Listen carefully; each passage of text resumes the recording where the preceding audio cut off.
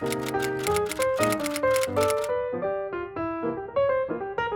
guys, welcome back to my channel. Today I'm going to be filming a wrap up of every single book that I've read in May and June. It's very hot in this room. The UK is having a heat wave at the moment. It's about 30 degrees I think, and I'm not going to say that that's boiling because some people obviously used to much hotter temperatures, but in the UK it was very humid and I can't open any windows. We don't have air conditioning. When I say I can't open any windows, I mean like I can, but the audio on this video will be absolutely done for. So if you see me sweating, mind your business. I always like to start with stats in these wrap-up videos. If we do our stats for May and then do them for June.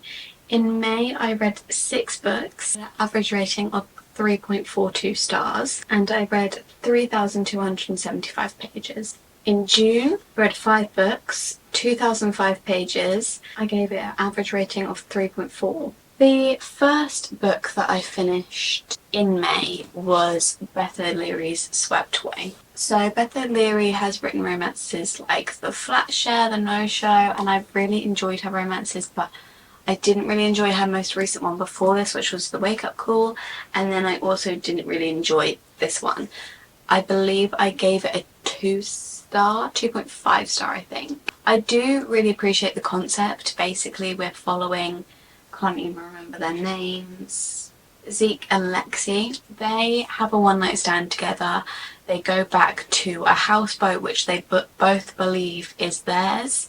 One of them has the responsibility of securing the boat. I don't know the technical terms, but securing the boat. They both get confused of whose responsibility it is, so it never gets secured, and they find themselves adrift in the middle of the sea when they wake up from this one-night stand. It's a fun premise, and I did enjoy that part of it, and I did enjoy the setting. I do think that with a book it is hard to make it entertaining when you're basically in the same setting the entire time, because obviously they're out at sea, they can't really change much of the setting. There was a few changes, but it is kind of hard to make it interesting when you're in the same houseboat for most of the book. But I feel like she didn't do that too badly. There were a few changes and I feel like I could really imagine where we were, but I just didn't feel much between the two main characters, which is obviously like the main part of a romance, and the part of the romance that needs to work is the chemistry between the characters, and I personally didn't feel it. I also didn't really like the age gap. I'm not really an age gap romance reader, but I wouldn't be offended by the age gap if it's not mentioned constantly how young the other person seems, because I think then it gets weird. Don't get me wrong, it's also weird when they're like, oh, you're so mature for your age. And when they're constantly saying that that person reminds them of a child and is childish, I'm like, why are you attracted to them then? She just constantly keeps saying how young he is, and it kind of gives me a bit of an ick with the book. And the ending of this book as well I thought was very strange, and I'm not really sure why that would be put in a romance, because a romance is supposed to have like a fun happy ending, and I feel like this ending kind of left a bad taste in my mouth. That's hot. I put way too much syrup in that coffee. Next I read probably one of my favourite books of the year. I don't want to say that yet. I am also going to film a mid-year tag in a little bit, so I don't want to give any spoilers, but I do feel like this was my favourite book of the year, and I feel like Crescent City is one of my favourite fantasy series out there. Honestly, every part of this book was gripping and entertaining to me, and it is such a long book, so that is just so mind-boggling.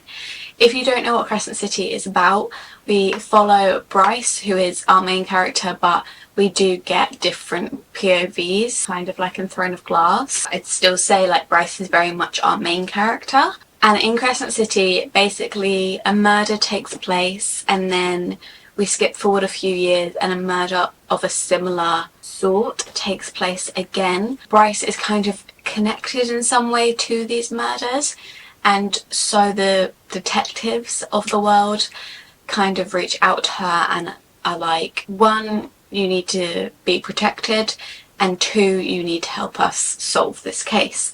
So she gets assigned a bodyguard who is Hunt.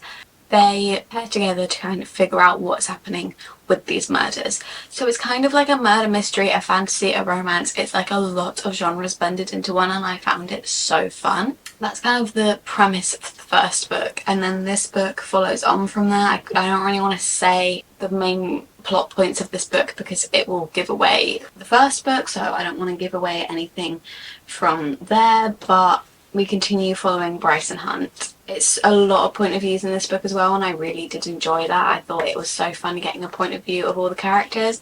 There's so many points in these books that just shock you, that you don't see coming. It's not just the ending that is like a plot twist, it's like there's plot twists all throughout, and there's so many things that like keep you guessing, and you're like, who is that, what is that? The ending of this book, quite possibly the best ending of a book to ever exist. I'm so surprised I never got it spoiled for me, but I literally threw my book across the room when it happened, if that's not even an exaggeration.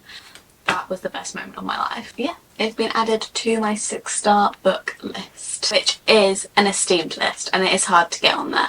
I think I only have 5 or 6 books on there out of every single book I've ever read. Then I read Swift and Saddled, which is the 2nd book in the Rebel Blue Ranch series. You're going to see a lot of Rebel Blue Ranch series books in this, well, there's only 2, but this is one of 2 in this video, because me and my friend were supposed to go to a book signing for Lila Sage in London, but she had to cancel it in the end, but I was just kind of trying to read the books before we went. But she basically writes little cowboy romances. They're literally like 300 pages long, if that. They're very short, they're very easy, they're quite good if you don't know what to read.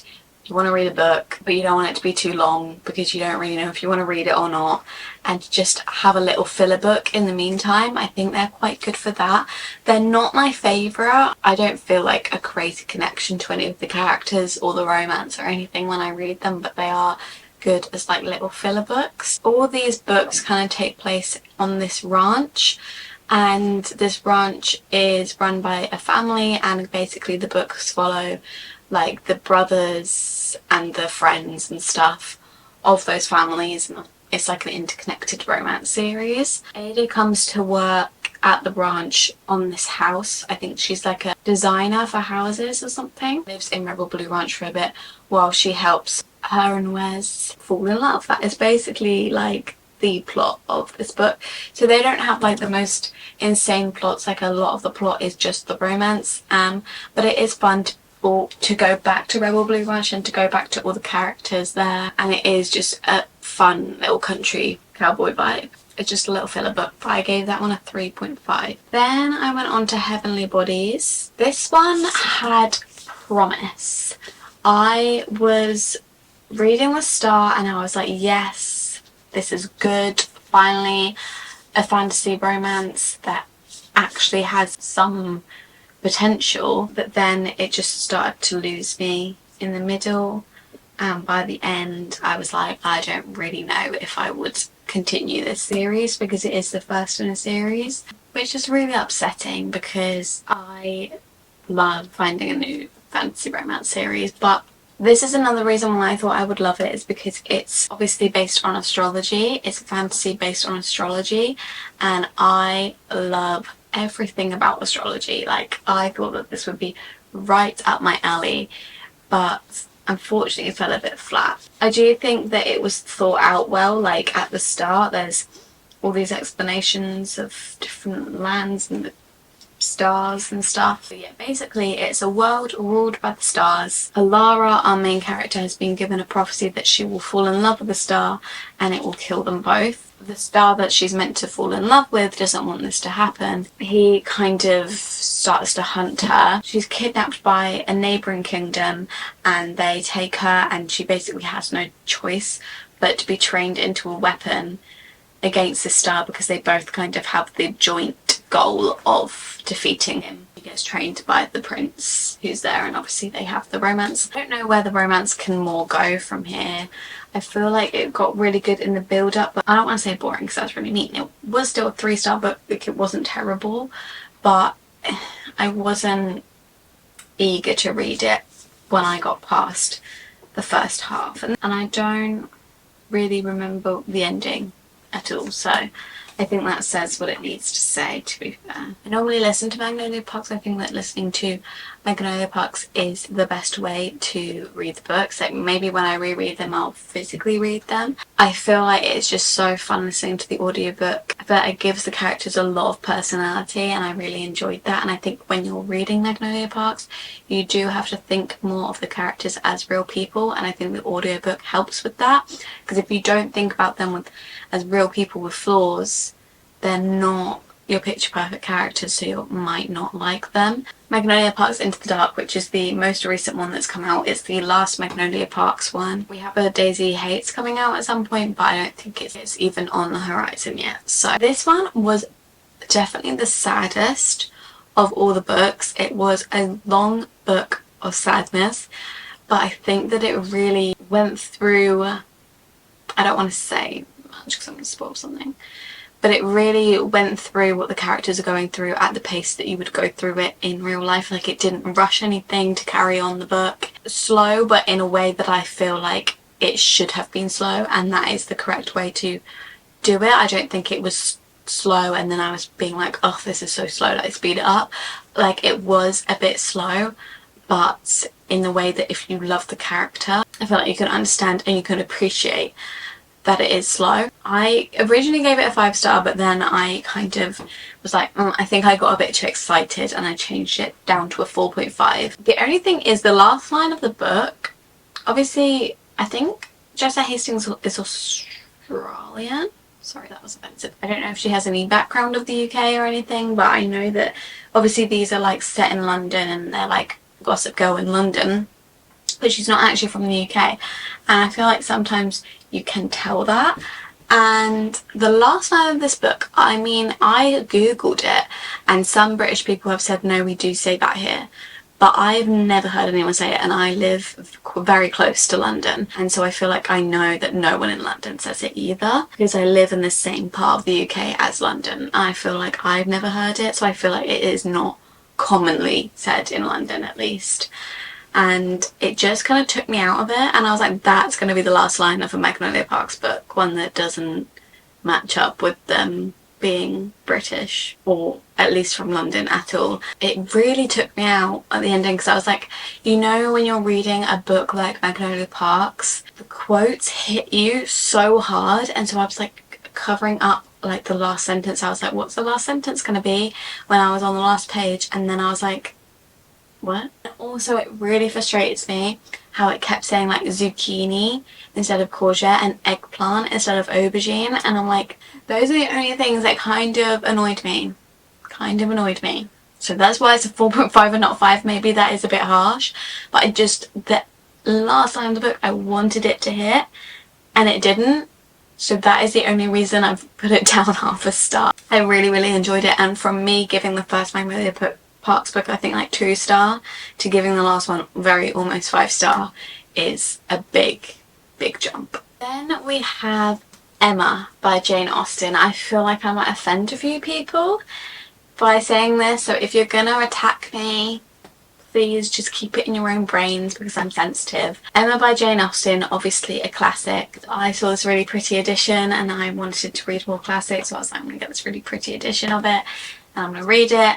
And I read it and I did not enjoy it, and I'm scared that I'm never going to go back to a classic now. I have read a few classics that I have enjoyed, so maybe this is just not my thing. Maybe this one just wasn't for me. Maybe I should attempt like Pride and Prejudice or something. Maybe Jane Austen isn't for me. I don't know. That feels like such a rogue sentence to say, like Jane Austen isn't for me. Like, it's Jane Austen. We follow Emma, who also, I probably missed massive messages in this book. I'm sorry, I really struggled to get through it, so I listened to a lot of it on like 2 times speed on audiobook, and then I ran out of audiobook hours, so then I looked up the summary of each chapter online just so I didn't miss anything, and then I basically skimmed it. I'm really bad at DNFing books. I just don't do it. We follow Emma, who is very popular and well loved in her village, or I don't know if you'd call it a village, but in her area. She's very popular and well loved by the people there, and she decides to take in Harriet, who is a little bit of like a loser, and kind of teach her the ways. She tries to set her up with multiple men and it fails multiple times. I don't really know what else there is to say. I don't want to spoil it, so I don't really know what else there is to say about it. There's not much of a plot. Like, this book is 500 and something pages, and there is a character in here, and if this character just shut her goddamn mouth, this book will be about 300 pages. And she would just spiel off the most boring nonsense. And fair enough, it was a joke, it was funny the first time. It was like, oh my god, you're reading it, and it's like, oh my god, she's still talking, she's still talking, she's still talking. And it was funny the first time, but it happens so many times that I think it's honestly, it's about 20 pages at a time. I'm not even kidding. It was frustrating me, and I just don't feel like there was much of a plot, and I don't really feel like I cared much about any of the characters. So I gave this one 2 stars. Obviously, I appreciate Jane Austen's writing. It was very lovely writing. That's basically all I enjoyed. Sorry. Then I read The Invisible Life of Addie LaRue by V.E. Schwab. This one is one of the ones that I read on holiday, and we follow Addie LaRue, who has gone through her life without ever being remembered. So she can literally enter a room, have a whole conversation with someone. Basically, the second they are out of her sight, they forget her completely, and then they'll come back and it'll be like they're meeting her all over again, so no one ever remembers her. So she kind of goes through life as a bit of a ghost. It kind of follows her throughout her life. Like, honestly, I think it's been about, like 300 years, and she's just being forgotten by everyone, and it follows how she goes about her day like that. And one day she meets someone who does remember her, and that is kind of the plot of the book. Like, it's not much more to say. Obviously, like, hearing the plot of that book, you would think that it is going to be a little bit repetitive, and it was a little bit, which is why it was a 4-star. It did get a tiny bit repetitive. Obviously, you kind of know that going into it. Like, there's not much of a way that you could make that not be repetitive. But I really enjoyed the messaging behind this. I really enjoyed the way that it made you think about your life, and it made you think about what you wish for and if you actually would want that. Just how important relationships are. Like, you can live forever, you can have all these different lives, and you can do all these fun things because no one will ever remember you, but at the same time it shows you how important relationships are in life. It did almost make me cry at one point. I really, really enjoyed it. Then I read the third one in Rebel Blue Ranch, which is Lost and Lassoed, and this one was the characters that I was most excited about, which is why I found it quite surprising. I think I rated it less than Swift and Saddled. I rated it 3-star. I was expecting a lot because they were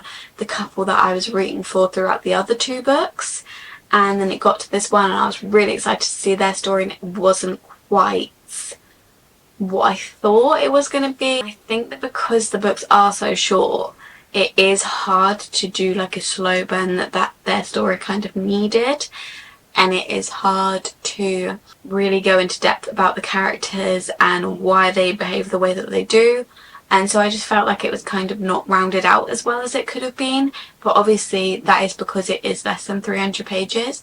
But you do see a lot of books that do get a lot done in 300 pages. So I feel like maybe it could have been more fleshed out. There is a lot of description of things that maybe don't need description of, and maybe we could have had description of the characters instead. Lessons in Chemistry by Bonnie Garmus. This one is a book which takes place in the 1960s, and we follow its character called Elizabeth Zott, and she is a scientist, but obviously in this time women are not really taken seriously as a scientist, so a lot of her work, it gets credited to a man. She is mistreated in the workplace, and she ends up, instead of being a scientist, working on this cooking show, and she starts up kind of an uprise in women through her cooking show. Kind of makes women realise that they shouldn't be just in the kitchen, just slaving away all day, making food for people and getting no thanks. And she teaches women things, like she kind of mixes the cooking show with science. 3-star.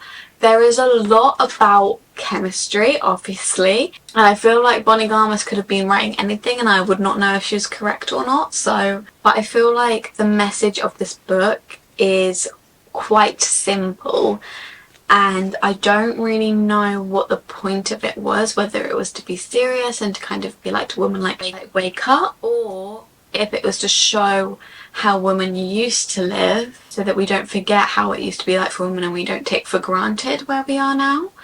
I'm not sure which way it kind of swung, but then I also didn't know what the tone of the book was, because sometimes it was very, very serious and dealt with very, very serious matters, and sometimes it would make a very silly joke. And there's like a dog in here who can understand the English language. So I didn't really know what side of the coin this book was trying to be in, and that wasn't my favourite. Obviously, like, a book can be multiple genres, it could be multiple tones, it could be dealing with sensitive topics and also make a joke. Like, for example, Beartown by Frederick Buckman does that really, really, really well, where it deals with very, very sensitive things, but he manages to do it in a kind of, not a light way, like the whole book isn't light, but he manages to put light things in there too. But I just don't think it worked in this one. It kind of just confused me on what the book was, and I feel like maybe if you haven't got that big of a knowledge on feminism, it could be a lot more interesting to you, but because I've already had a very strong feminist upbringing, I feel like a lot of what was being said was things that had been instilled in me my whole life, and so it didn't really feel like anything different. The Right Move by Liz Tomford, which is the second book in the Windy City series. I've never read the first book.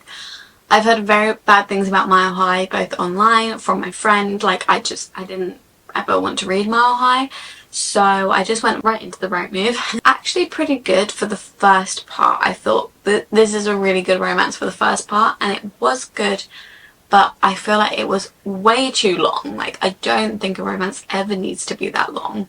I feel like 350 pages is like the sweet spot for a romance. I actually wrote down a lot of my thoughts for this book. I'm trying to be more proactive and write down my thoughts as I'm reading it. Positives I have was that there were lots of aspects to the book and the characters felt very real because of it. Definitely went into the characters, went into their lives, made the characters feel like real people through having backstories and stuff. And also, obviously, because a lot of the characters were in Mile High, they were already kind of established.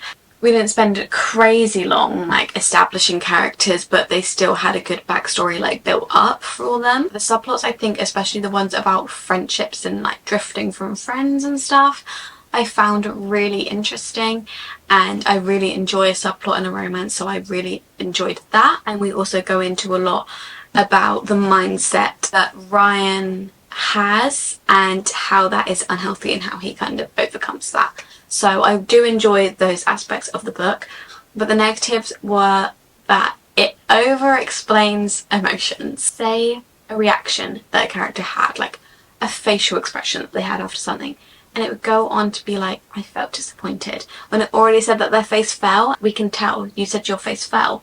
Like, we know that you're now disappointed. We don't need that explained. And I feel like without the over-explanation, the book could have been a lot shorter. Where's the subtlety gone in books? I don't think we need to be over-explaining things. And also, there were many miscommunications in this book. I don't mind a little miscommunication to make a third act break up. Obviously, that is the formula of romance books, and that is probably going to happen in 99% of romance books.